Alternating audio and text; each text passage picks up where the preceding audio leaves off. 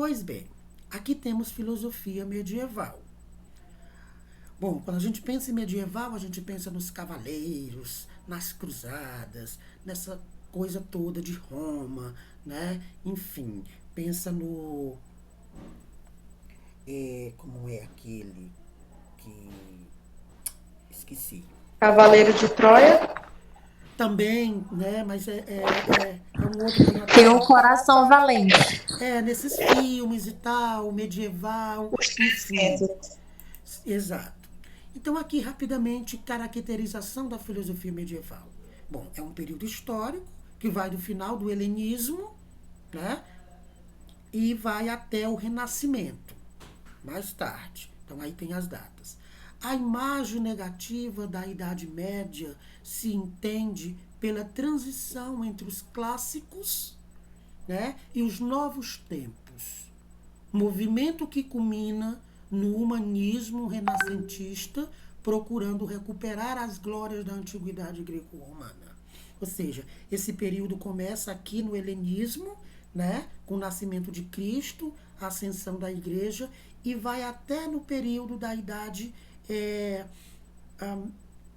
do período moderno, quando a igreja perde o seu poder e começa a nascer outras ideias. Mas isso já vai ser lá no século XIV, né? No século XIV. Então, no finalzinho do século XIV, mais especificamente século XV, século XVI, vai se desenvolver uma outra forma de pensar, que é quando vai nascer a ciência. Começa, por enquanto, isso aqui não é ciência, é filosofia. Embora a ciência já estivesse dentro da filosofia, mas não era entendida como ciência. Né? Não era entendido como ciência, era entendido como filosofia. Né? Mas a filosofia já estava aí dentro.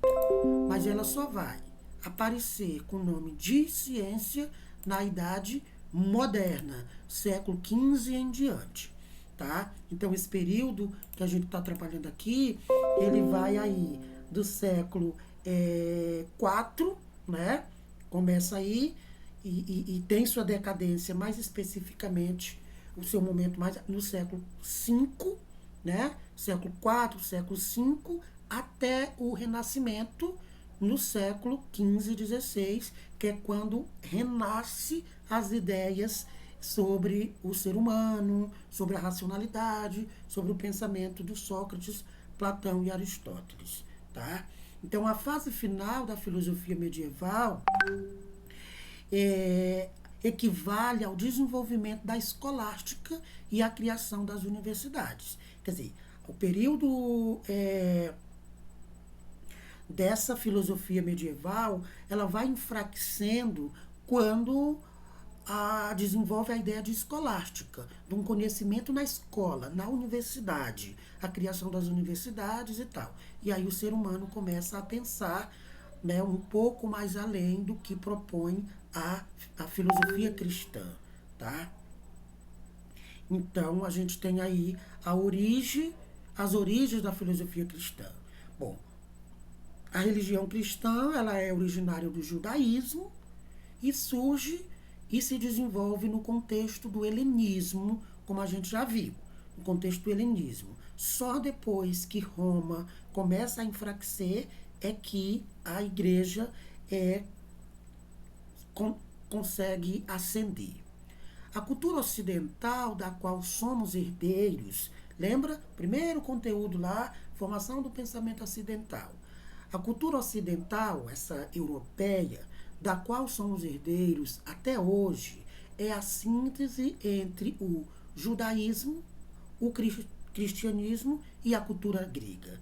Ou seja, toda a nossa forma de pensar vem do judaísmo, que se transforma no cristianismo, e nesse processo tem a cultura grega, com os filósofos e a forma de pensar. Ou seja, a forma como nós pensamos, todos nós, seres humanos ocidentais, a gente é influenciado por uma religião antiga, que era o judaísmo, e todos nós somos influenciados de alguma forma pela cultura grega, porque tem esses filósofos, e principalmente pelo cristianismo, que conseguiu inculcar direitinho na nossa cabeça as ideias sobre o cristianismo, inclusive negando a cultura grega, dizendo que a cultura grega era do cão, que esse negócio de razão e o homem no centro não é de Deus, né? Bom, como justificar essa relação? O helenismo permitiu a aproximação entre a cultura judaica e a filosofia grega, que tornará possível mais tarde, com o surgimento de uma nova forma de pensar, a filosofia cristã, né? Ou seja, o judaísmo, sendo uma religião antiga, e a Grécia, com os gregos com sua forma de pensar, se juntaram aí e vamos ter a filosofia cristã, né? Para construir essa filosofia cristã, deu trabalho. Então, quando a gente fala em filosofia cristã, a gente está assumindo que tem filosofia, mas também tem o cristianismo. Então, é uma forma bem complexa de desenvolver o pensamento. Em Alexandria, essas culturas convivem e se integram e se falam várias línguas, né? Então, é possível essa aproximação da filosofia com a ideia cristã. Mas, para chegar nesse momento, 3 dias de confusão. Nessa época, encontra-se uma aproximação entre a cosmologia platônica, não é? E a narrativa da criação do mundo. Ou seja, é nesse momento que a gente tem aqui a ideia de evolucionismo, a partir dos elementos cósmicos, não é? E a ideia de criacionismo, que o ser humano foi criado por Deus, né? Então, fica aí, já começa meio conflitante, esse negócio não vai dar certo, né? Bom, inicialmente o cristianismo não se distingue claramente do judaísmo. O cristianismo nasce do judaísmo e era visto como uma seita reformista dentro da religião e da cultura judaica. Ora, quem matou Cristo foram os religiosos, os judeus, os homens. Então, o cristianismo era visto como uma seita, né? Contrário, né, à religião predominante que era o judaísmo. Então, São Paulo defende a concepção de uma religião universal. Esta é uma diferença básica em relação ao judaísmo e às demais religiões da época, né? Então, Paulo aí tem essa grande contribuição.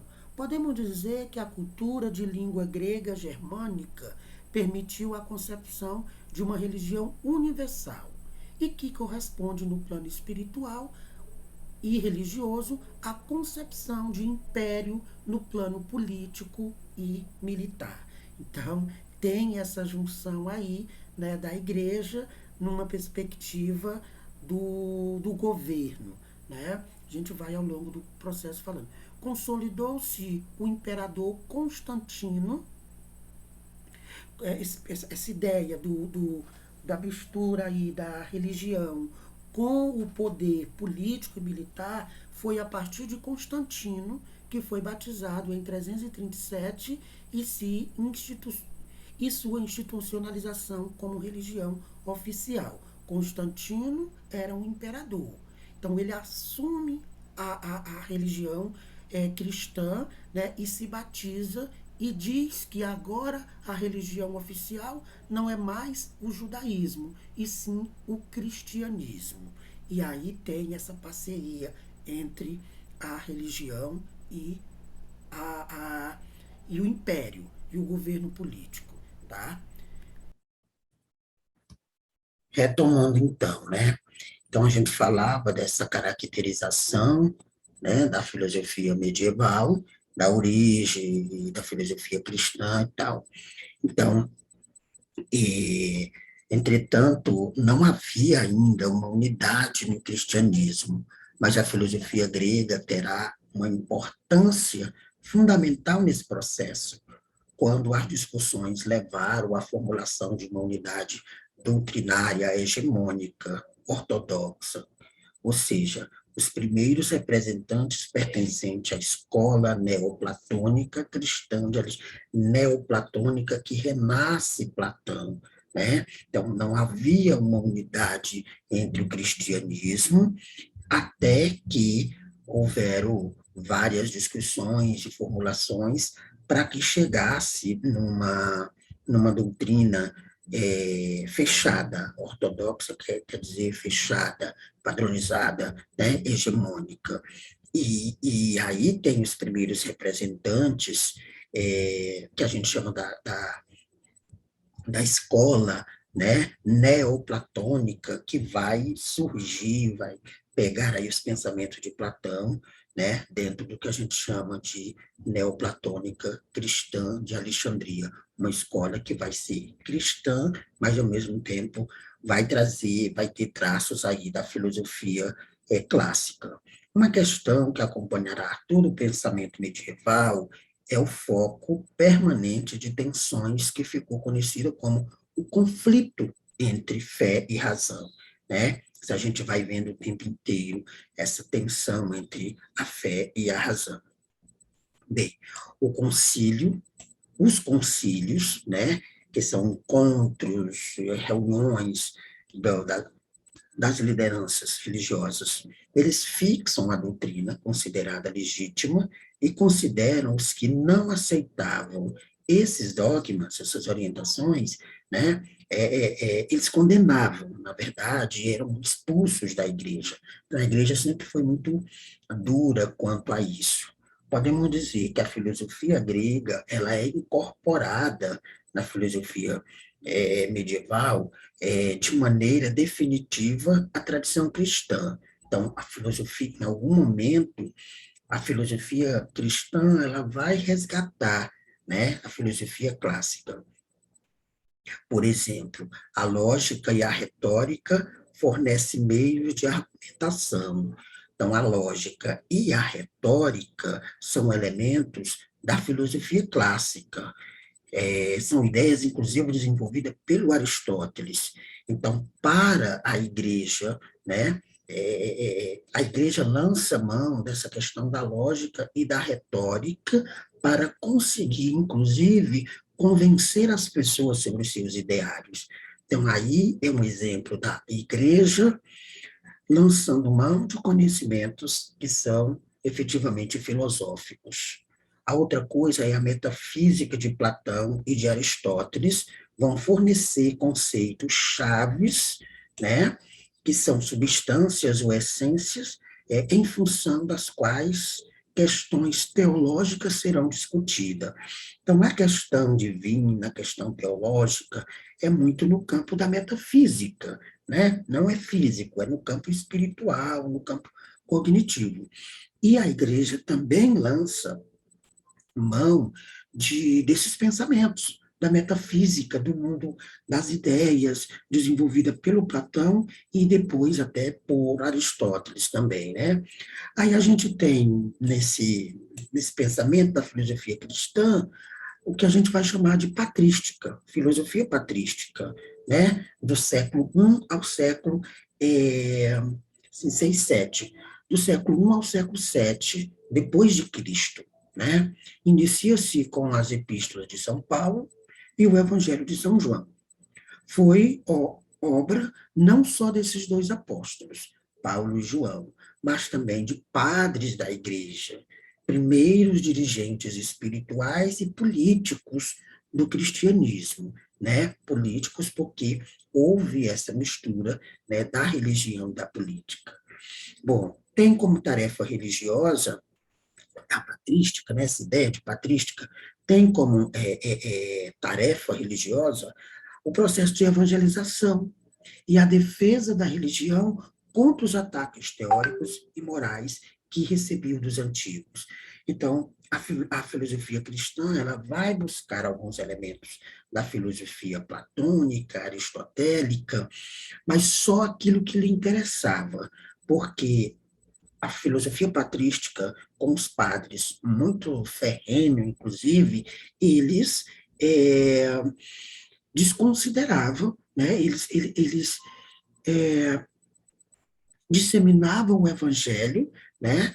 E falavam muito nessa defesa dos ataques teóricos e morais que era recebido dos antigos. Então, para eles, esse todo da filosofia antiga não cabia. Então, era uma constante, um constante processo de conflito, né? E a religião negando a filosofia antiga, e tinha muita gente que ainda pensava de forma filosófica, e a igreja ficava tentando rebater, né? Bom, e aqui a gente tem algumas ideias principais introduzidas pela patrística, ideia dos padres aí, né?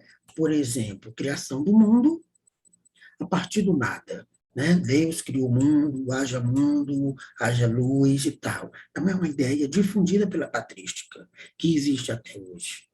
O pecado original do homem, que todo homem é pecador, porque Adão e Eva, os originários, eles pecaram, então assim todos nós somos pecadores. Essa é uma ideia bem do comecinho lá do período medieval, ou seja, da patrística, que também permanece até hoje. Outra ideia é Deus como trindade, una. Trindade quer dizer que são três, Pai, Filho e Espírito Santo.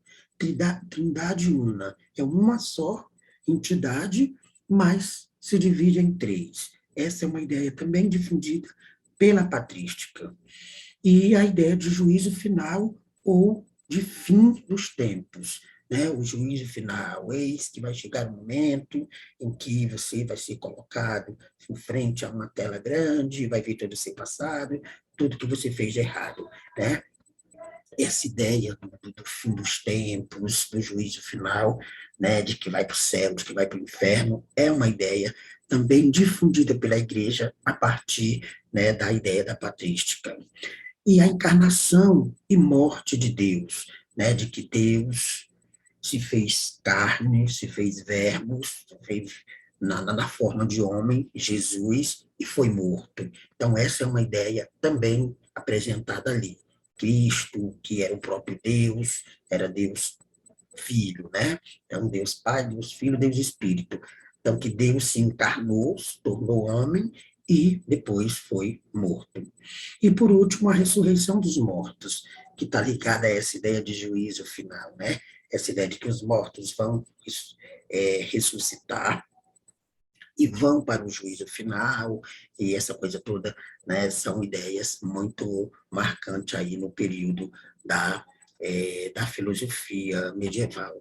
Aqui alguns exemplos de questões enfrentadas pela patrística. Por exemplo, como o mal pode existir no mundo, já que foi Deus, já que foi criado por Deus, que é pura perfeição e bondade, né? Então, são questões que as pessoas faziam para os padres. Olha, padre, né, a ideia de patrística, como é que pode existir mal se o mundo foi feito por Deus, e se Deus é pura bondade? Aí os padres ficavam pensando. Santo Agostinho e Boécio, eles introduziram a ideia de homem interior, isto é, de consciência moral e do livre-arbítrio da vontade. Ou seja, o poder da vontade para escolher entre alternativas opostas igualmente possíveis, pelo qual o homem, por si, dotado de liberdade para escolher entre o bem e o mal, é o responsável pela existência do mal no mundo. Então, quando se perguntaram, né, como é que pode existir maldade se Deus é pura bondade e foi ele que fez o homem? Aí eles tinham a resposta que era exatamente essa: olha, a maldade que existe no mundo não é culpa de Deus, é culpa dos homens, porque Deus deu um livre-arbítrio para o ser humano escolher entre o que é bom e o que é mal, né? Existe um homem interior. Esse homem interior que a gente chama de consciência, né? O homem tem a capacidade de discernir o que é certo e o que é errado. Ou seja, ele tem o livre-arbítrio para escolher o que é bom e o que não é bom, né? Então, sobre a filosofia medieval, nós falávamos na aula passada algumas coisas já, eu não vou repetir tudo, eu vou apenas fazer uma retomada, né, onde a gente trouxe aí a caracterização da filosofia medieval, né, com algumas imagens bem fortes, inclusive, e algumas ideias marcantes. Esse material está também na sala de aula do Google, né, e a gente já discorreu sobre isso. Então, tratamos aí das origens da filosofia cristã, né, tratando aí as religiões que vão fazer a religião, no caso o judaísmo, que vai fazer nascer o cristianismo nesse período, né? Então, algumas ideias bem próprias desse período, que é um período de transição ali da filosofia antiga, bem no período greco-romano, que está dentro do helenístico, para chegar na filosofia cristã ou na filosofia medieval, como a gente chama, né? Então já fizemos esse caminho. E depois a gente falava, né, ainda sobre esse processo de transição, de algumas ideias que circunda esse momento. Então isso aqui eu apresentei. E também aqui essa questão das doutrinas, os conflitos entre a fé e a razão, falamos naquele outro dia. A ideia dos grandes encontros, ou seja, dos concílios, que fixavam as doutrinas e estabelecia como verdade, agora vamos seguir essa doutrina tal, esse ensinamento tal. Então falamos um pouco sobre essas questões, né? E aí, já aprofundando um pouco na patrística, mas aí o pessoal vão falar com mais propriedade, falamos um pouco dessa questão da patrística, que foi aí bem no momento inicial da filosofia medieval. Alguns teóricos vão dizer que primeiro veio a patrística para depois vir a Idade Média, o período medieval. Outros vão dizer que não, primeiro veio o período medieval e depois a patrística aí. Mas o que a gente entende? Ou um pouquinho antes ou um pouquinho depois, isso não vai descaracterizar a nossa compreensão. O importante é saber que a patrística transita aí nesse momento de introdução de uma nova forma de pensamento, que é a filosofia desenvolvida pelos padres, onde a igreja começa a ter ascensão e começa a divulgar os seus pensamentos, chegando a um ponto de impor, né, mais tarde, de impor o seu jeito de pensar às pessoas, impondo de forma perversa, inclusive, mas eu não vou entrar em detalhes porque eu estou ansioso para ouvir vocês. Então, a gente tem essa ideia da patrística, né? E a gente parou aqui. Ideias introduzidas pela patrística, ou seja, nesse momento mais inicial da filosofia medieval. Ideias introduzidas pela patrística, nós viemos até aqui. E aí nós comentamos aqui algumas coisas e algumas ideias. 3 dias de confusão para a gente entender, para a gente aceitar e para a gente perceber a influência disso na nossa vida.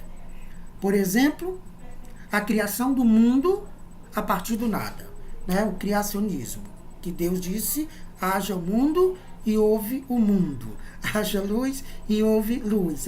Enfim, essa ideia de criação é introduzida pela patrística. Perceba como esse momento histórico da patrística, essa filosofia dos padres, como ela influenciou na nossa vida, que até hoje, passado aí vários séculos, ainda hoje a gente defende, né, principalmente quem é cristão, claro, a maioria de nós somos, a gente defende essa ideia da criação do mundo, a partir do nada. Uma outra ideia é o pecado original do homem, Ainda hoje isso perdura, né, na nossa forma de pensar, acreditando que todo ser humano, ao nascer, já nasce pecador, porque é filho de Adão, e Adão pecou lá na origem, Adão e Eva, quando comeram o fruto proibido, a serpente, e aquela história toda lá. Ok. Deus como trindade una, quer dizer, Deus como Pai, Filho e Espírito Santo. Isso foi introduzido pela patrística e chega até hoje. E a gente que é da igreja defende, acredita e comunga com isso, de que Deus é Pai, Filho e Espírito Santo. A questão da encarnação e morte de Deus, os cristãos também defendem, acreditam e mata e morre por isso, né? Por essa ideia que Jesus veio ao mundo, mas Jesus era Deus, que Deus se encarnou, né? E veio ao mundo e foi morto. Encarnação e morte de Deus, ali na figura de Deus Filho, ou seja, Jesus. Ou seja, quem é cristão defende também essa ideia. E também a ideia de juízo final ou de fim dos tempos. Aquela ideia, a gente até brinca com isso, né? Do juízo final, que vai chegar um dia em que toda a sua vida vai passar no telão, e aí a gente vai se envergonhar de tudo que fez, e a gente vai ser julgado, porque vai ter um juízo final e é o fim dos tempos. Quem fez coisa boa vai para o céu, e quem fez coisa ruim vai ser envergonhado na presença de todo mundo, tudo vai ser descoberto nesse dia e você ainda vai para o inferno. Que coisa horrorosa, né? Então essa ideia é também introduzida pela patrística por esse momento aí da filosofia, como também a ideia de ressurreição dos mortos. Há de chegar o dia em que as trombetas vão soar e quem é morto vai ressuscitar e quem é vivo vai ser arrebatado, e aquela história toda de que todo mundo vai, né, ressuscitar e vai para o juízo final, e essa história que a gente sabe, que aprendemos no catecismo, aprendemos na família, que aprendemos na igreja, que aprendemos com o pastor, que aprendemos na escola dominical. Em algum lugar nós aprendemos, porque eu imagino que todos nós aqui somos cristãos, em maior ou menor intensidade. Não é verdade? Ou alguém aqui não é cristão, alguém aqui professa uma outra fé. Aí pode dizer, professor, que a gente vai conversando. E aí? Todo mundo é cristão? Tem algum... Eu, como sempre, a polêmica, eu estava aqui ouvindo isso aí, estava pensando aqui no meu raciocínio outras coisas. Como é que vamos ficar em relação a essas crenças, a essas fé depois dessa pandemia? Acredita, professor? Porque hoje em dia não existe mais a questão do catecismo, a forma. Essa semana mesmo eu estava vendo uns vídeos sobre até o hino nacional, né? Tudo está se perdendo. Então, eu fico imaginando, a gente está estudando essas coisas que aconteciam, a criação, como era tudo que passava para a gente, hoje em dia, como é que é a nossa fé, tudo, e no futuro, como é que vai ser. Estou voando aqui, professor, nesses pensamentos doidos. Pois é, para você ver como essa filosofia medieval, ela influencia na nossa vida, porque tem questões que foram pensadas lá na Idade Média e que ainda hoje nos aflige de tal modo que tem pessoas que surtam e não conseguem mais recuperar a razão, né? Então, nesse momento mesmo de pandemia, que tudo mudou, a gente está se reconstruindo, se reinventando, reaprendendo, aí alguns valores vão ser desconstruídos, estão sendo desconstruídos, e outros estão sendo construídos, e é um reviravolta danado que a gente não tem muita certeza de muitas coisas, né, Climiro? Mas é interessante manter firme naquilo que você crê, né, porque eu acredito que isso vai passar e a gente vai restabelecer, né, os nossos pés no chão e as nossas crenças e os nossos valores e tudo aquilo que a gente acreditava. Claro que algumas coisas não vão voltar mais e outras novas vieram para ficar. Mas o ser humano vai continuar aí com os mesmos conflitos de muitos anos, de 2000 anos, pelo menos. Ok, mais alguém? Então, avancemos. Naquela aula, nós viemos até aqui, né? Agora vamos um pouco mais para entender e talvez clarear muitas coisas que vocês irão falar. Exemplo de questões enfrentadas pela patrística. Já colocamos ali as principais ideias que foram introduzidas, né, pela patrística como momento inicial da filosofia medieval. Agora, pensemos como o mal pode existir no mundo, já que foi criado por Deus. E Deus é pura perfeição e bondade. Ora, né, se Deus é pura perfeição e bondade, como é que o mal existe? Como é que pode morrer tanta gente agora com a pandemia? Como é que como é que Deus, né, faz uma coisa dessas, né? O que está acontecendo na humanidade e no nosso país em destaque, né? Uma coisa terrível dessa acontecendo com as pessoas. Aí a gente olha e diz, tem gente que não merece o que está acontecendo. Então, como é que isso acontece se Deus é pura bondade? Fica a reflexão.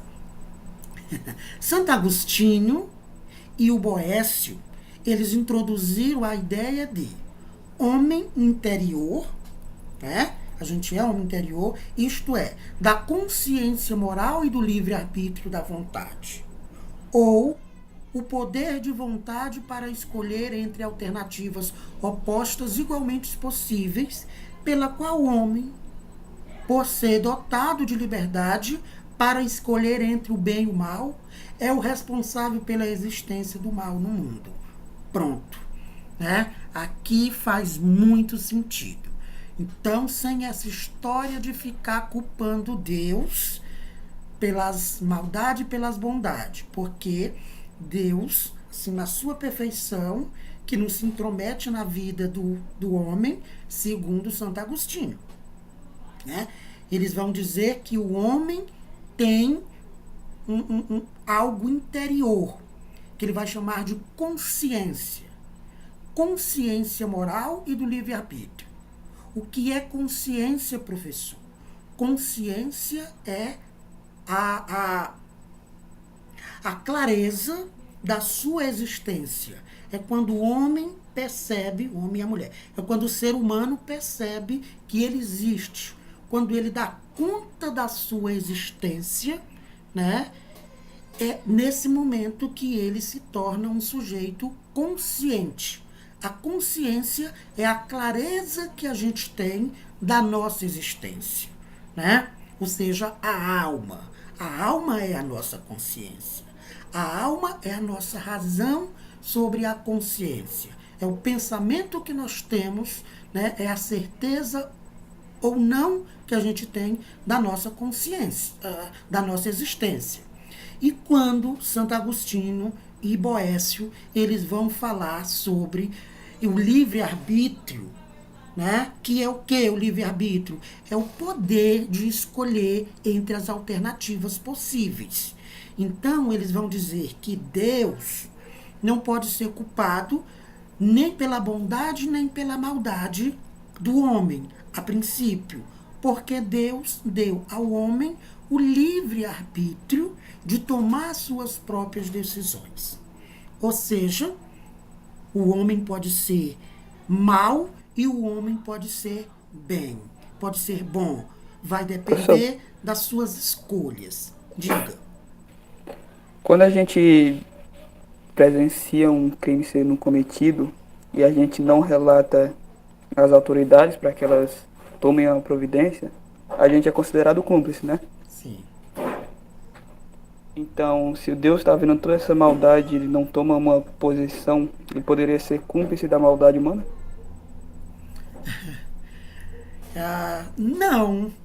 Não, porque é um outro plano. É um outro plano. Vamos entender aqui. Deus, nessa concepção cristã, ele é supremo, ele é o Criador. Então, eu não posso dizer que ele é cúmplice quando eu, ser humano, pratico uma atrocidade. Por quê? Primeiro, que ele está em um outro plano, que não é físico, e segundo, ele já me deu autonomia para que eu tomasse as minhas próprias decisões. Eu posso dizer que Deus, eu posso dizer com base aqui no cristianismo, eu posso dizer que Deus se entristece, né? Se entristece com o mal e se alegra com a bondade, vamos dizer assim, mas interferir diretamente, assim, ele não interfere a princípio. É claro que Deus interfere na nossa vida quando ele quer, mas quando ele faz o homem, e com essa ideia do livre-arbítrio, vai ficar entendido que eu posso fazer maldades, né? Que eu posso fazer maldades e que Deus, ele não vai interferir, né? Ele não vai interferir e ele não vai se sentir culpado, né? Ele não vai se sentir culpado e nem julgado por ninguém, porque ele é supremo, que ele é cúmplice ou não, exatamente porque a decisão foi minha e foi um livre-arbítrio e foi uma autonomia dada por ele, né? Então, ele não pode ser considerado cúmplice. Agora, em algum momento que o ser humano faz coisas terríveis, ele pode intervir e dizer, epa, esse daí está dando trabalho demais. E aí, tira, né? Então, professor, diga. E na patrística, se eu não me engano, na patrística, Santo Agostinho diz, também não tenho exatamente certeza se foi Santo Agostinho, mas eles dizem que o mal é uma consequência das ações humanas, né? E que quem provoca o mal é o próprio ser humano. Exatamente. Quando a gente nasce, nós vamos ter a disciplina no próximo semestre, que vai ser bacana, é uma continuação da filosofia, né? Aí a gente vai ver como é que o indivíduo se torna, por que o indivíduo se torna bom ou se torna mal. A gente não nasce bom ou não nasce, e nem nasce mal, né? Então, isso é até bíblico. Isso é bíblico, porque a gente nasce com livre-arbítrio, né? A gente nasce com livre-arbítrio para tomar as decisões ou do bem ou do mal. E aí a gente tende a, quando é boa, o ser humano é bom demais. Fulano ali é uma maravilha. E quando é mal, não, ali não foi o ser humano, não, ali foi coisa do diabo, né? Hoje a gente viu uma coisa na televisão e aí a minha esposa disse, por exemplo, agora isso bem daí só pode ser coisa do cão. Não. Porque se é bom é do ser humano e se é mal é do cão.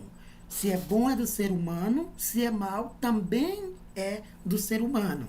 E eu costumo dizer que tem ser humano que é pior do que o cão, né? Porque tem ser humano que faz coisas, grandes atrocidades, a gente sabe disso. E ser humano que faz grandes atrocidades, inclusive em nome de Deus. Todas as grandes tragédias da história, a gente sabe, elas foram realizadas em nome de Deus, né? Em nome de Deus. O que a gente está vivendo no nosso país nesse momento, por exemplo, é em nome de Deus. É perigoso quando a pessoa vem falar em nome de Deus, né? É melhor ficar ali na sua e deixar as coisas acontecer. Então, quando as coisas grandes vêm acontecendo na história, né? Não só na história recente, e os indivíduos que estão à frente vêm se colocando ali muito em nome de Deus, é interessante a gente se preocupar, porque em nome de Deus, o ser humano, o homem, fez as maiores atrocidades da história, né? Então, um pouco essa ideia aí de bem e de mal. Então, não podemos atribuir o que é bom a Deus e o que é mal ao diabo. o próprio Deus, nessa perspectiva de Criador, nos deu livre-arbítrio para fazer ou coisa boa ou coisa ruim, né? A gente pode fazer. Aquilo não deve, mas pode. Ninguém vai segurar. Deus não vem lá imediatamente. Eu quero fazer uma malvadeza, uma coisa ruim, e Deus vai impedir e tal. Não, ele vai deixar. Ele vai sofrer com isso. Eu dei a possibilidade desse horroroso fazer a coisa boa e ele está escolhendo a ruim, mas ele vai deixar, né? E ele é cúmplice? Não, porque o ser humano está em outro plano. A Cauane disse, deixa eu ver aqui os comentários, bem explicado, professor. A Cauane disse, Deus deu livre-arbítrio para o ser humano. Estou me sentindo num culto agora. Não podemos comparar a aula com o culto. Eu não sou pastor, nem padre, apesar de ter tendência para pastor, né? Mas está relatando muito bem. Obrigado, Michele. Professor, Oi? eu, Larissa, acredito que as coisas ruins que tem no mundo, com certeza não é culpa de Deus, ele não é cúmplice. Eu tô falando com as minhas palavras o que eu acho. E, tipo, se as coisas ruins acontecem, são todas consequências do pecado. Porque quem é cristão acredita nisso, né? E, lógico que eu acredito também que a gente não deve, não pode e não deve questionar nada disso, tipo, que Deus é culpado, que Deus ele é tão bom que deixa isso acontecer. Eu acredito que isso acontece mesmo por causa do pecado, por causa da desobediência. Certo. Mas é interessante fazer o questionamento para você afirmar um pouco mais as suas ideias, né? Entendi, Larissa. Larissa, mas você acha que o mal é do diabo ou é do homem que se desvia Dos dois. Tem coisa que É do dos cano, dois. né? Mas tem coisa que é do ser humano que em alguns momentos Sim. é pior do que o cano. É igual você falou aí, que o homem tem o livre arbítrio, né? Pode fazer o mal e pode fazer o bem. Ele que escolhe. Exato. Helenice queria falar? Eu vi piscando o microfone. Não, é porque eu penso assim, parecido com a Larissa, né? Como Deus deu o livre-arbítrio, quem escolhe fazer o certo ou o errado é o homem, né? O ser humano. Então ele vai lá e busca com a mão dele. O diabo tem menos culpa do que a gente. Eu acho que, tipo, a gente é muito mais do que o próprio diabo. Faz coisa muito mais pior. Certo, isso mesmo. Eu achei interessante o ponto de vista da Larissa aí. O meu pensamento, eu como pessoa, eu lembrei da aula da Márcia ontem. Quando você for dar um exemplo, sempre cita assim, o meu pensamento, não generaliza os outros. Sempre em primeira pessoa, né? Ok. Então, Felipe, voltando para a sua questão, ficou mais claro, ficou mais dúvida. Eu gostaria que ficasse mais dúvidas. Ficou, professor. É muita coisa. Vamos entendendo aos poucos, né? Mas clareia uma coisa e aparecem outros conflitos, né? É assim mesmo. Esse é o objetivo.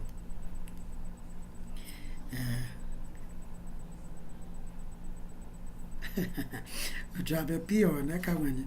Ora, tem ser humano que veio de encomenda, né?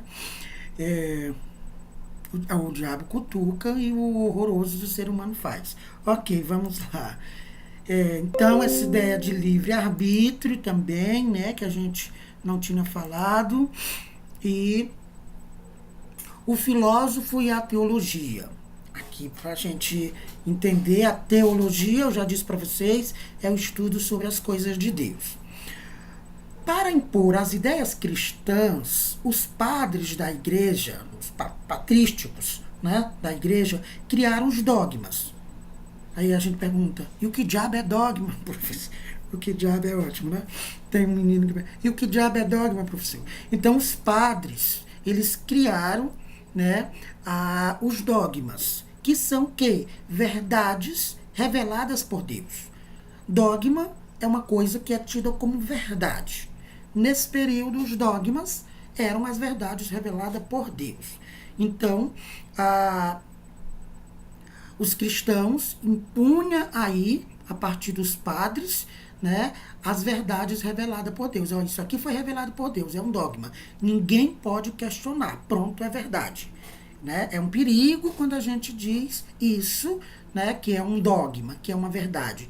Tudo está possível de ser questionado, inclusive a existência de Deus. Quem questiona a existência de Deus ou vai negar a existência de Deus ou vai afirmar ainda mais a existência de Deus. Né? Quem já tem uma base para se sustentar vai se afirmar ainda mais. Por isso que a gente na academia, na faculdade, promove essas reflexões conflitantes que é para o indivíduo se ajustar ainda mais como ser humano. Não é para desviar ninguém do caminho, mas pode ser que alguém... Bom, depende também do que é o desviar aí, né? Vamos para frente. Com isto surge a distinção entre verdades reveladas ou da fé e verdades da razão, né, humana. Então, aqui vai começar os conflitos entre as verdades reveladas por Deus e as verdades reveladas pela razão. As verdades reveladas por Deus, pela fé, está ligada aí à filosofia cristã, que a gente vai chamar de teologia. E as verdades da razão humana são a compreensão, são as verdades que o ser humano vai produzindo. Inclusive ali Sócrates, Aristóteles, Platão, aquele povo todo, construíram muito conhecimentos, muitas verdades. E são verdades humanas, são verdades da razão. Né? Então tem isso daí para a gente perceber. Verdade em que perspectiva? Verdades reveladas pela fé, verdades reveladas pela razão. Isto é, entre verdades sobrenaturais e verdades naturais. As verdades sobrenaturais é o conhecimento percebido por uma graça divina superior ao simples conhecimento humano, racional. Essas são as verdades sobrenaturais ou verdades da fé, verdades divinas. E as verdades naturais são as verdades elaboradas pela razão. É a mesma coisa aí, só para a gente, em algum lugar, encontrar esses termos, a gente já sabe em que eles se referem. O grande tema de toda a filosofia patrística é o da possibilidade ou da impossibilidade de conciliar exatamente a fé e a razão. Então, toda essa briga que circunda a patrística é essa ideia. É possível ou não é possível conciliar Professor, fé e razão? Diga. Então, esse pensamento que foi dividido em natural, né? Esse pensamento que foi dividido, que o pensamento humano foi dividido, aliás, o conhecimento humano foi dividido em dois, que é o natural e o sobrenatural. Podemos dizer que é uma característica especificamente da patrística, ou esse pensamento, esse conhecimento dividido dessa forma também vai se refletir na patrística? Vai. Antes dessa filosofia cristã, né, antes da fé se misturar aí com a razão, só tinha o conhecimento racional. Desde que surge a filosofia, o conhecimento é racional.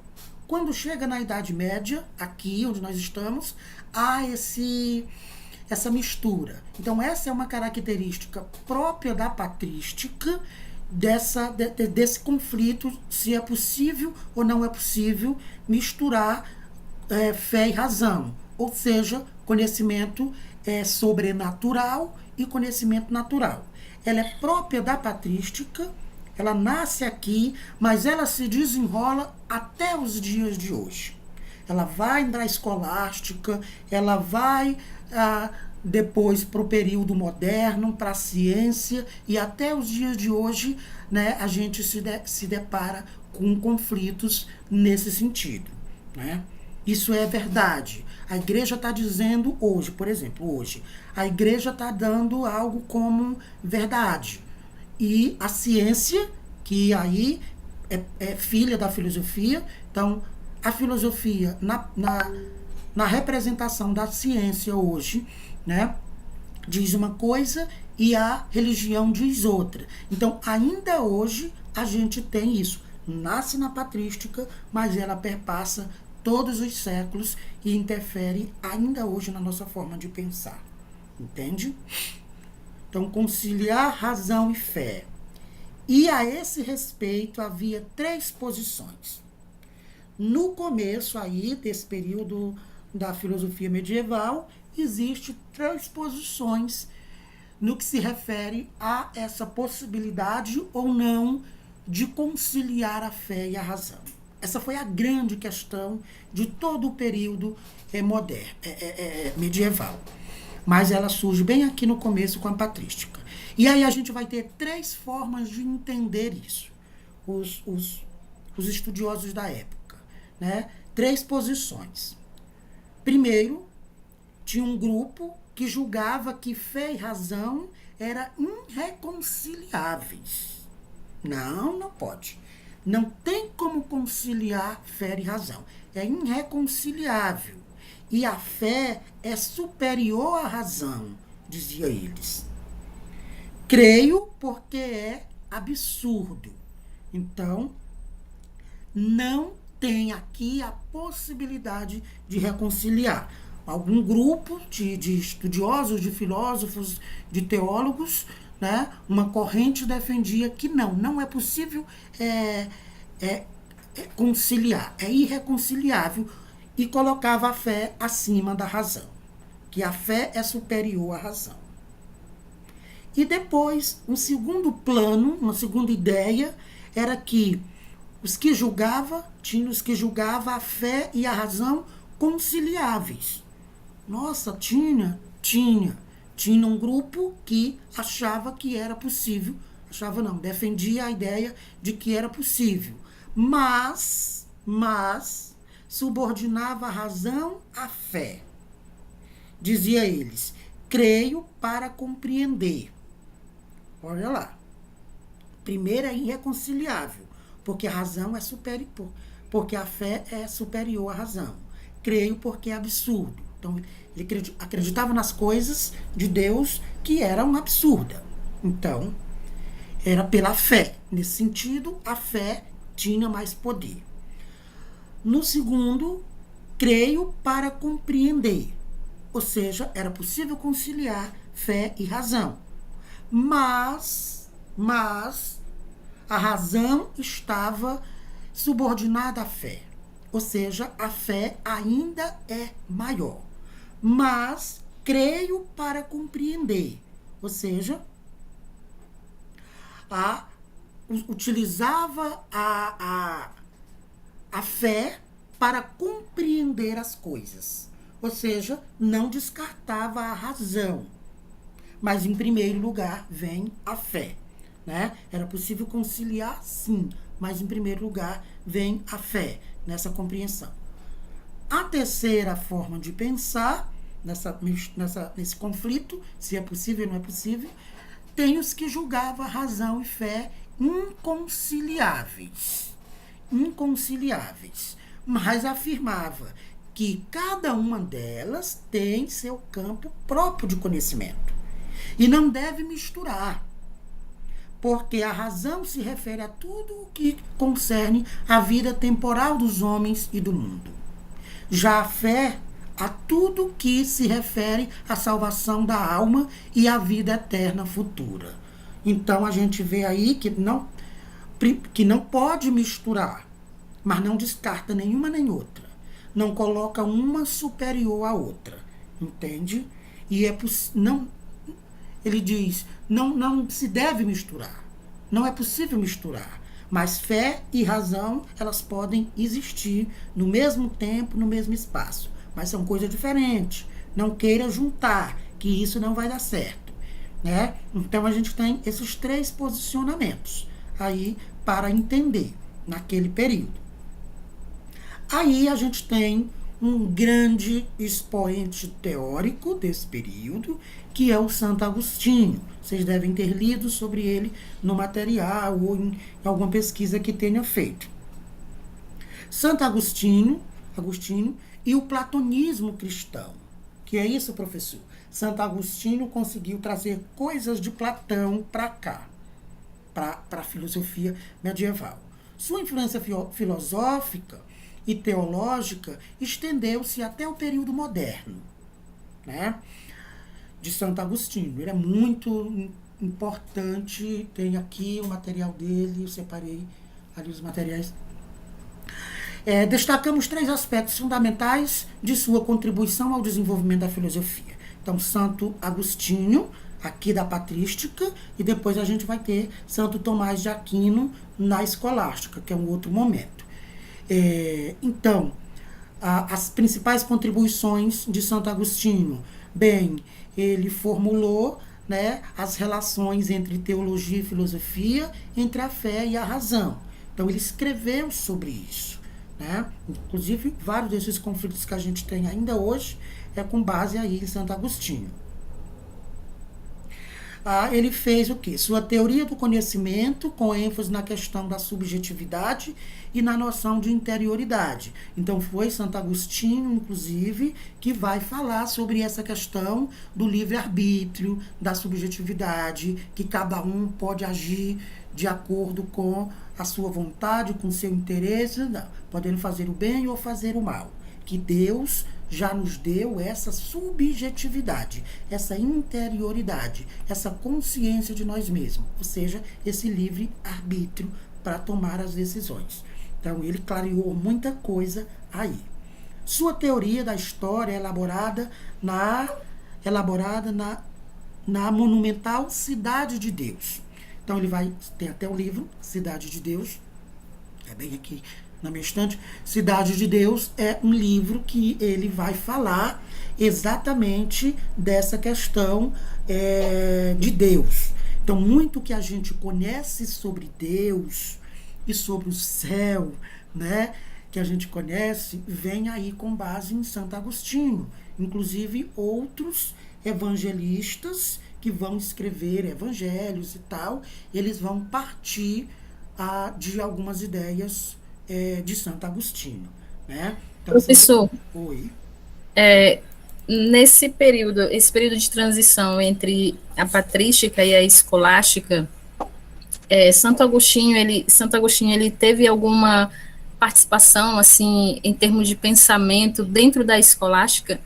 Porque nas minhas pesquisas que eu fiz, eu encontrei alguma coisa assim, como se ele tivesse tido uma participação nessa linha de pensamento também da patrística. Aliás, da escolástica. Sim. A escolástica vai dar continuidade, né? Porque Santo Agostinho e Santo Tomás de Aquino, né, eles meio comungaram algumas ideias. Então, Santo Tomás de Aquino, que é mais da escolástica, que é quando esse conhecimento se abre um pouco mais, o que eles vão fazer na escolástica? É claro que eles vão estudar coisas mais específicas da filosofia, que aí vai trazer o Platão, vai trazer Aristóteles e tal. Mas eles vão partir muito dessas ideias já formuladas pelo Santo Agostinho. Por exemplo, essa questão dessa briga entre fé e razão, dessa questão da subjetividade, das ideias sobre Deus, né? Muito essa questão do livre-arbítrio, né? Por ele ter dito que Deus deu livre-arbítrio, isso vai dar confusão 3 dias aí para frente e vai ser tema da escolástica também, porque os escolásticos eram um pouco mais abertos, né? Ou seja, não descartaram a questão cristã, mas tinha um debate, vamos dizer assim, mais aberto, valorizando um pouco mais essa questão do ser humano, né? Claro, sempre colocando Deus acima, mas o Santo Agostinho vai influenciar em muitas questões para a escolástica e para o desenvolvimento do cristianismo durante todo o período e até os dias de hoje, viu? Com certeza. E a gente vai encontrar lá o grupo que vai falar, deve trazer algumas coisas, viu, Meg? Entendeu? Sim, professor, obrigada. Ainda sobre Santo Agostinho, ele é considerado o primeiro pensador a desenvolver uma noção de uma interioridade que prenuncia aí o conceito de subjetividade do pensamento moderno. Olha aí, aquilo que eu acabei de falar. Então, Santo Agostinho, com esse pensamento sobre subjetividade, livre-arbítrio, liberdade, interioridade, ele vai influenciar com essas suas ideias nos modos de pensar para frente, até no pensamento moderno, né? Que é muito conflitante também, que vem a questão da ciência e tal, que é o que a gente vai estudar depois. Encontramos em seu pensamento a oposição interior-exterior e a concepção de que a interioridade é o lugar da verdade, né? É o lugar da verdade. É olhando para a sua interioridade que o homem descobre a verdade pela iluminação divina.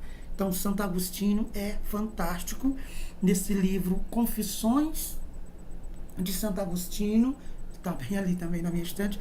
Gente, quando a aula é presencial, eu levo vários livros, os alunos folheiam os livros, tem esse contato com a literatura, é muito bom.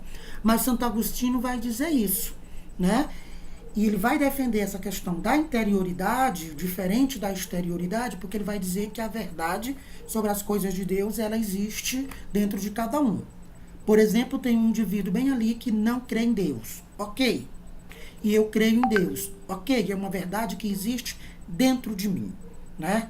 É uma questão de fé. Depois a ciência vai dizer isso.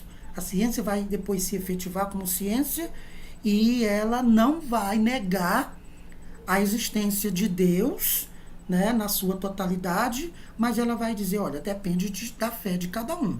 É olhando para a sua interioridade que o homem descobre a verdade pela iluminação divina. Por isso, depois que vai ter esse conflito com a ciência, porque a ciência vai defender o que é concreto. E vai dizer, olha, essa questão de religião aí, a ciência nem discute, porque depende muito do interior de cada um, como cada um se relaciona com Deus e constrói a sua fé, né? Um pouco isso. A teoria da iluminação divina vem substituir a teoria platônica, explicando o ponto de partida do processo de conhecimento e abrindo o caminho para a fé. Platão falou de um mundo das ideias, de um mundo perfeito. Então, a teoria da iluminação divina vai, né, substituir a teoria platônica nesse sentido. Pega ali, né, essa ideia de subjetividade, de ideia, de mundo perfeito, e essa ideia de iluminação divina substitui o que, né, vinha sendo trabalhado na teoria de Platão. Essa concepção terá uma grande influência no desenvolvimento da noção ocidental de tempo histórico, que é a raiz da visão do Hegel, que é um filósofo que nós vamos estudar, né, na contemporaneidade. Então, essa ideia de tempo histórico, que a gente vai entender depois, é fundamentada nessa concepção aí da teoria platônica, que aqui na filosofia medieval ela vai ser substituída pela iluminação divina, que são exatamente quando Hegel mais tarde vai trabalhar, vai voltar com essa questão das ideias, né? Das ideias. A filosofia medieval aproveita essa questão da ideia e substitui aí por essa questão divina, do mundo abstrato, do mundo sobrenatural, né? Santo Agostinho, ele mostra que os eventos históricos devem ser interpretados à luz da revelação, que a cidade divina prevalecerá, já que a história tem uma direção, né? Então, Santo Agostinho está querendo dizer que é preciso entender as revelações divinas, né? As revelações divinas da luz, porque em cada tempo, a história nos leva para um direcionamento. Por exemplo, no tempo em que estamos vivendo agora, tudo é ciência, tudo é tecnologia. Então, é um pouco nesse sentido. É preciso interpretar à luz da revelação que a cidade divina prevalecerá. Ou seja, não tem ciência, não tem tecnologia, não tem... A cidade divina, a cidade de Deus, ele escreveu o livro, né? A cidade de Deus prevalecerá. Mas a nossa história pode nos direcionar para outros caminhos, um pouco nesse sentido. Por isso, ele está chamando essa atenção de que é preciso interpretar as coisas à luz da divindade, à luz de Deus, senão o indivíduo se perde no caminho, né? Agora um pouquinho sobre a escolástica. Já falamos bastante da patrística. E a escolástica, professor? Vamos já terminar aqui, para passar para vocês. O desenvolvimento da escolástica. Além de Santa... Tenha pressa não, viu, professor? Tem. Não, tranquilo. É importante entender algumas coisas aqui para clarear lá. Então, vamos falar um pouquinho da escolástica. Falamos mais da patrística porque foi mais conflitante, porque foi o momento inicial, né? Mas a escolástica já fica um pouco mais claro algumas coisas. Além de Santo Agostinho, é necessário mencionar o Boécio, que eu falei dele, como um pensador fundamental para a mediação entre a filosofia antiga e a filosofia cristã medieval, né? Então, Boécio tem aí uma contribuição também, reafirmando algumas coisas de Santo Agostinho. As culturas bárbaras que se estabelece na Europa Ocidental não tinham conhecimento e interesse pela filosofia. Quem eram os bárbaros? Eram aqueles povos considerados na Europa como não civilizados e não conheciam a Deus, né? Não conheciam a Deus, vamos entender assim, portanto não tinham interesse pela filosofia. Se eles não tinham interesse pela filosofia, logo essa filosofia cristã também não os atingiu da forma que atingiu outras pessoas. Somente a partir do século IX, 5 séculos após a morte de Santo Agostinho, é que começa a mudar um pouco essa situação.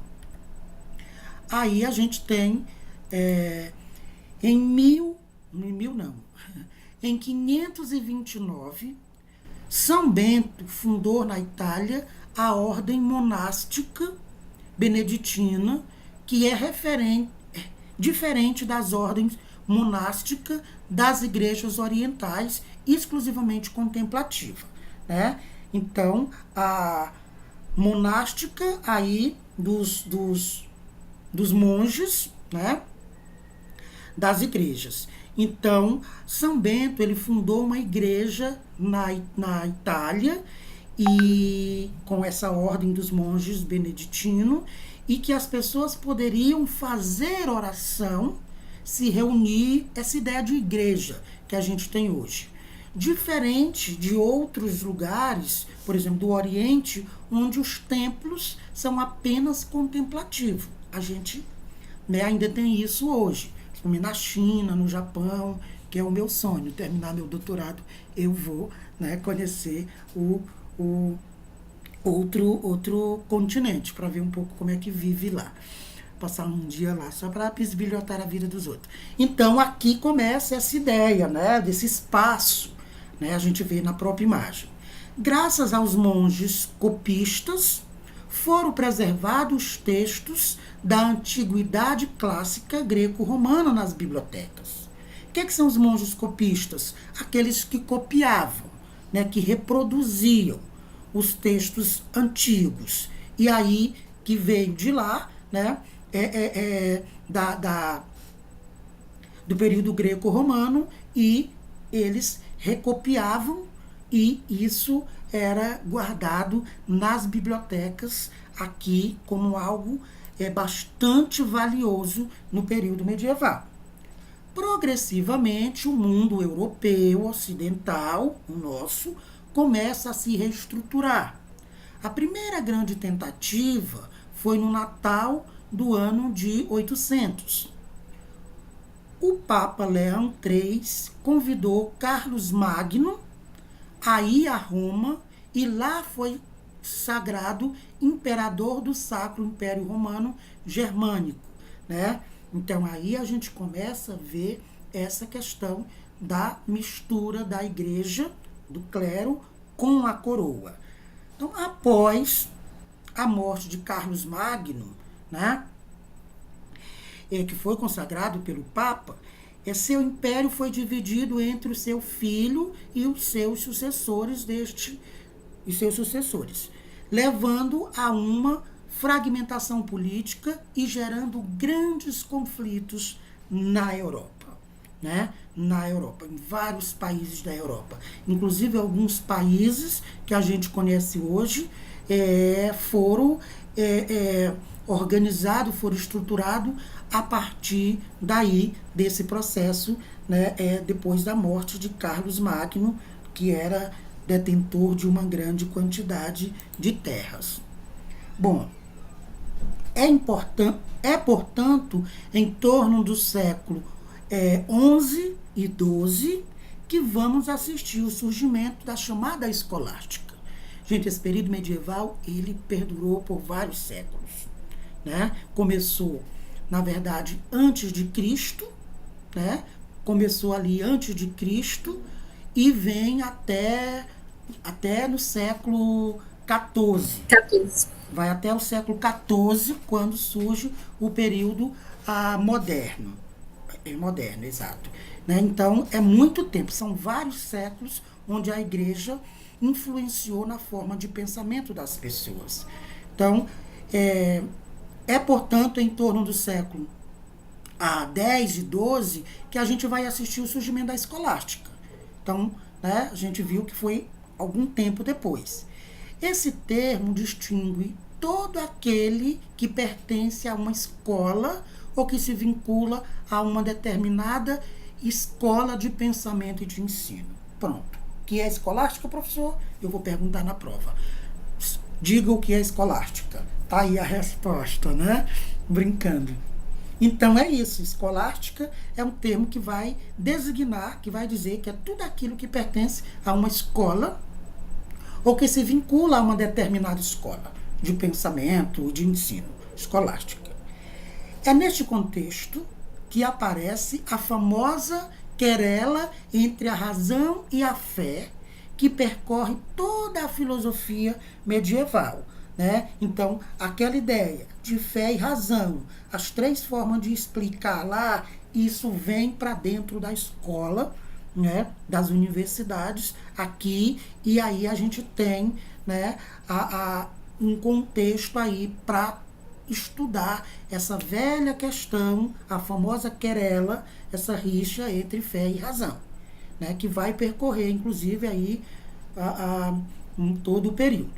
No entanto, o desenvolvimento da filosofia torna-se possível devido à consolidação das escolas, nos mosteiros e nas catedrais, né? Então, a própria imagem aí já mostra um pouco isso. Então, essa filosofia escolástica que a gente chama, ela vai se desenvolver também dentro das escolas, e que são escolas, na maioria das vezes, controladas pela igreja, que são aí nos mosteiros, nas catedrais e tal.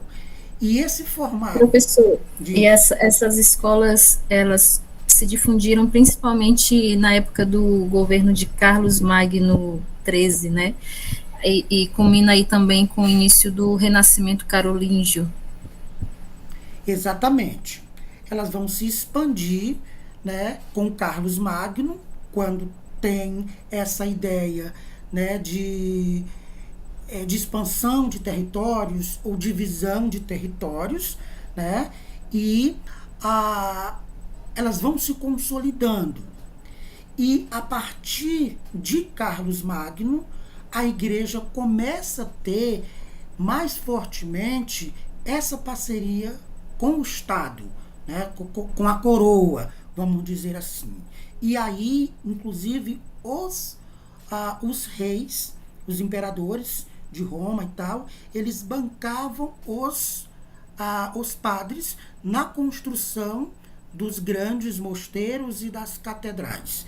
Então, podemos dizer, professor, que essa relação entre política e religião, ela se consolidou principalmente nesse período, ou não? Ela de antes ela já tinha essa relação assim?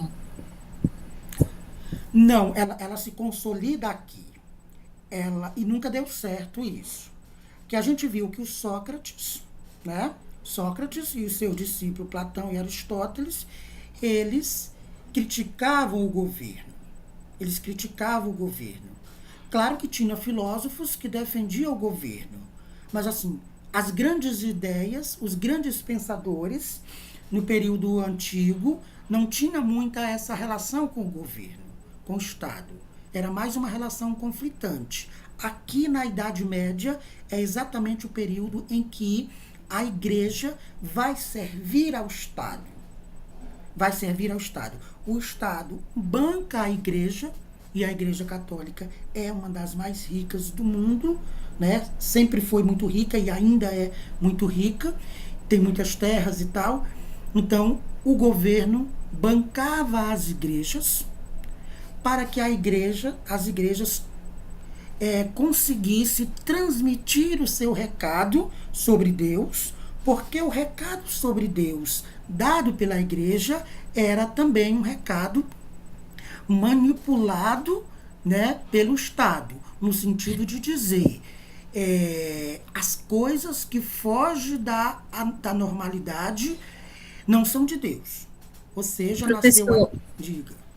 E nesse período aí que tem início a essa, vamos dizer assim, a essa diferenciação do papel de fato de um governante e do líder religioso. Me parece que, inclusive, Guilherme de Ockham, ele foi um dos que bateu muito nessa tecla, né, de separar o Estado da religião. Procede? Sim. O Guilherme de Ockham, com a sua navalha, vai dizer um monte de coisa, dizer que é errado e tal. E depois, no período moderno e contemporâneo, e até hoje, a gente faz as críticas, principalmente quem conhece a história.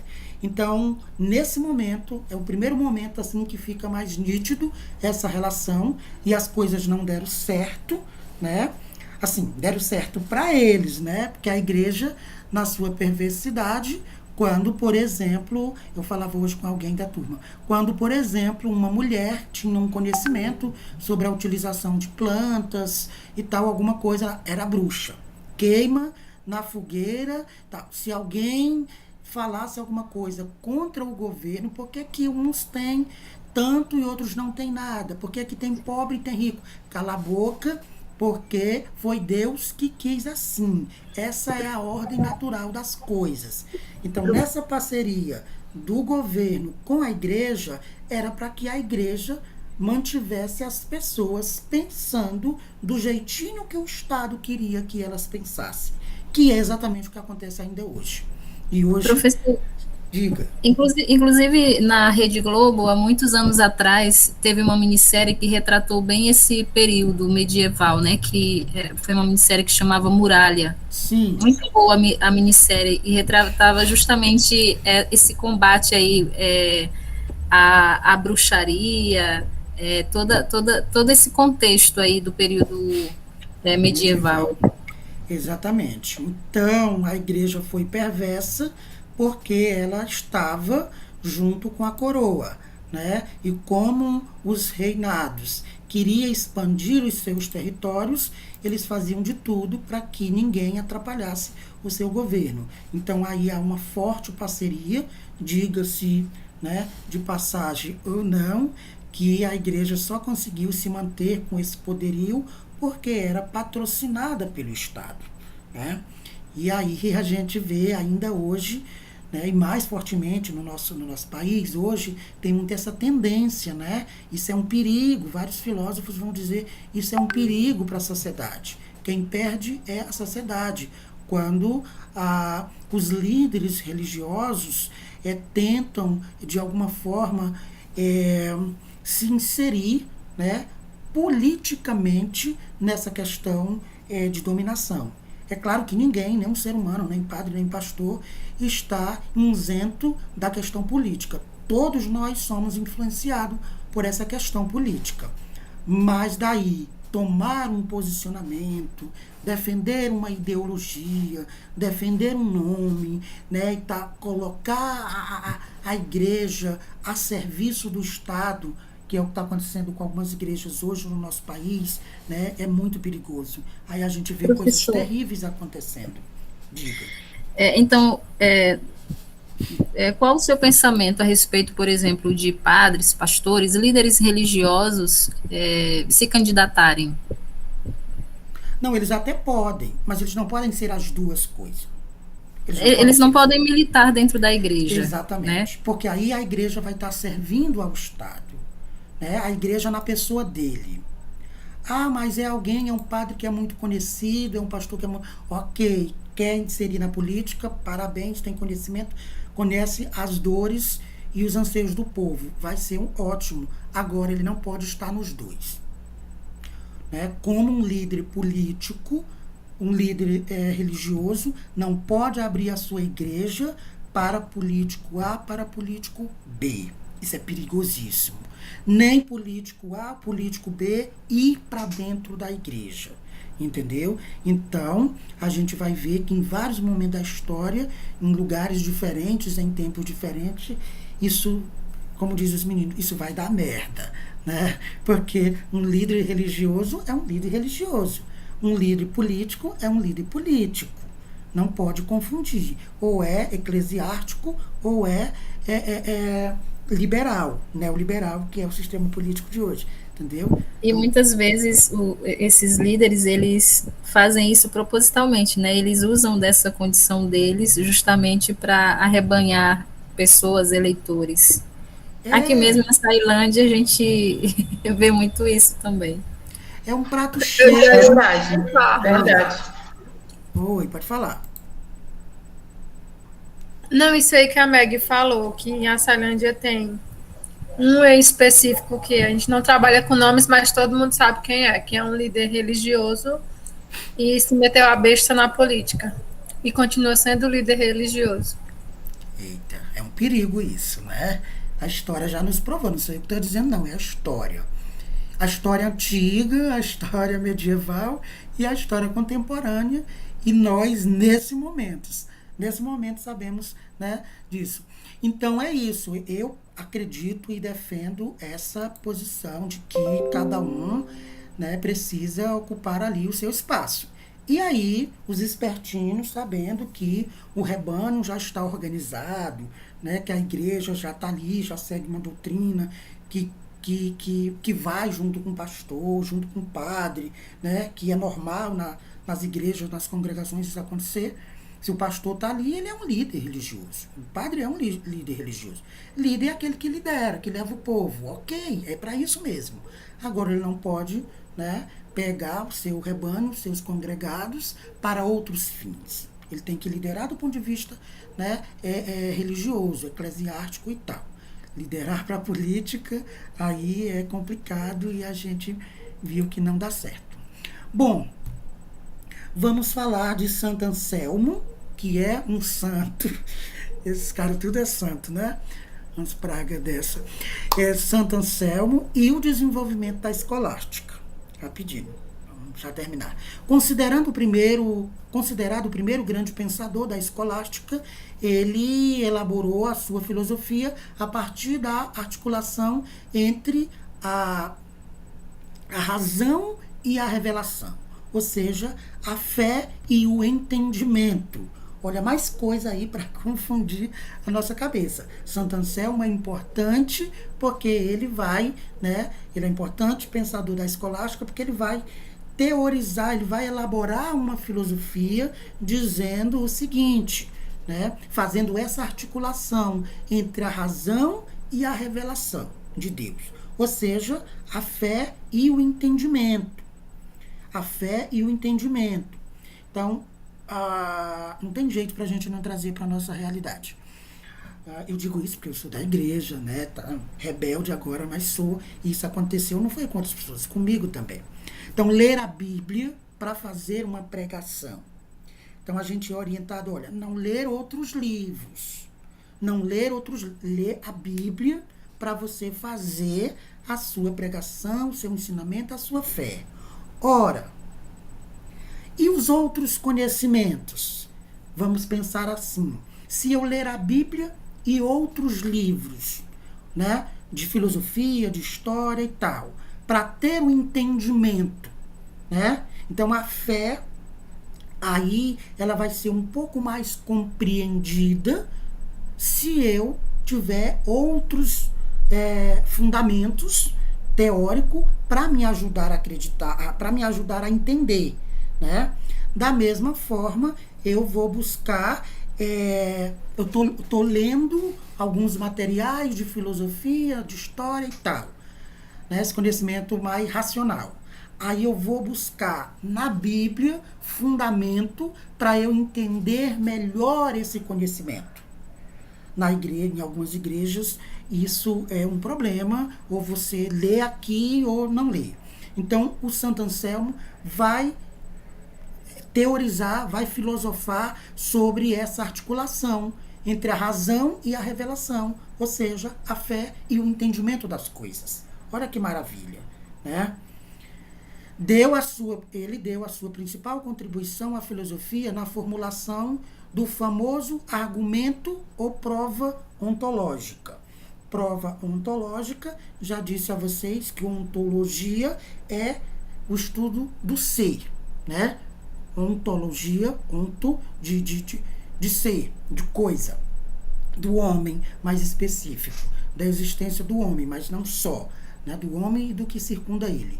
Então, quando ele formula, né, essa filosofia, ele vai argumentar que o homem também, né, que o homem também existe, que o homem também é detentor de conhecimento, que ele produz um conhecimento racional, porque ele tem uma existência e a existência do homem prova, inclusive, a existência de Deus, né? Então, quando a gente aprofunda nele, a gente vai entender que ele vai dizer que a existência das coisas é uma prova também da existência de Deus.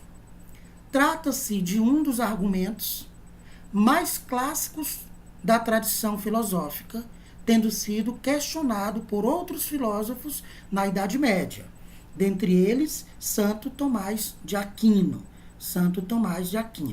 Né?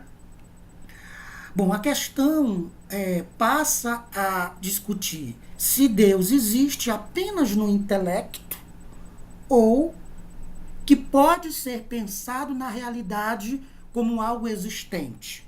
Né? Ali, a ontologia é a existência do ser, das coisas. Então, a questão é, Deus existe apenas no intelecto ou ele pode se manifestar na realidade, nas coisas?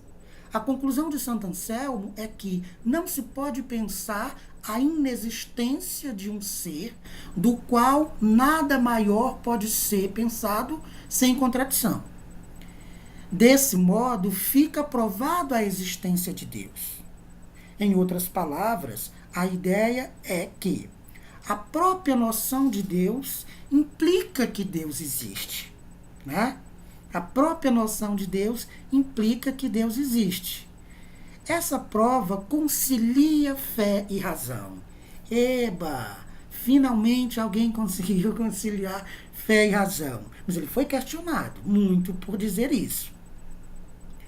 Quer dizer, Deus existe, né, só no intelecto ou ele existe nas coisas reais? Bom, ele pode existir nas coisas reais. Então, quando a gente diz assim, eu nunca vi Deus personificado assim. Mas você viu uma árvore, você viu a água, você viu o ser humano, você viu aí a prova da existência de Deus, segundo Santo Anselmo, né? Então, a ideia de que a própria noção de Deus vai ser a prova de que ele existe, né? Essa prova vai conciliar a fé e a razão. Aquilo que a fé nos ensina pode ser entendido pela razão. Oh, maravilha! Né? E a filosofia nos ajuda a argumentar em favor disso e caracteriza bem o estilo da escolástica. Bom, é aqui onde eu me identifico como cristão e como filósofo, vamos dizer assim. Porque, na verdade, a gente tem muito medo quando vai estudando. Meu Deus do céu, será que vai chegar um momento que não tem como conciliar fé e razão? Ou eu tenho que ser razão e não a fé? Ou se eu for, por exemplo, cristão, eu não posso acreditar na ciência? Então a gente fica em alguns momentos com essa preocupação. Gente, eu sou cientista, quer dizer que eu sou ateu? Não, eu acredito na ciência, eu produzo ciência, mas eu também creio em Deus. Não, mas não é possível isso. Então, nas igrejas, inclusive, é dito muito isso.